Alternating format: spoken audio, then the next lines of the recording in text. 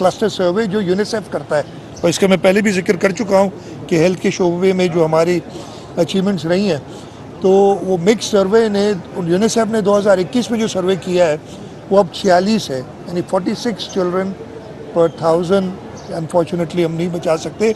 और इस वक्त नेशनल एवरेज, मुल्क का जो एवरेज है ये हो गया 4.6%, नेशनल एवरेज है 6%। तो हम सिंध में बाकी सूबों से बेहतर इसमें काम कर रहे हैं और मैं चाइल्ड लाइफ का शुक्रगुजार हूँ। और इस वक्त जो चाइल्ड लाइफ की नेटवर्क है, चाइल्ड लाइफ के साथ हमारा इमरजेंसी रूम्स और सैटेलाइट सिस्टम्स का नेटवर्क है, हमने शुरू किया था। और मैंने आपको याद होगा 2016 या 17 में कहा था कि कराची में हमारा पहला ऑब्जेक्टिव ये है कि कोई भी बच्चा 30 मिनट से ज़्यादा दूर ना हो किसी इमरजेंसी रूम से, और हमने वो अचीव किया। इसी वक्त में कराची में इस वक्त सबसे पहले यही है जहाँ हम खड़े हैं। 2010 में ये शुरू हुआ था। सिविल अस्पताल, NICA, कुरंगी का अस्पताल, अब्बासी शहीद और लियारी, 5 सेंटर्स बनाए और ऐसे ये लोकेटेड हैं कि 30 मिनट से पहले बच्चा पहुंच जाता है।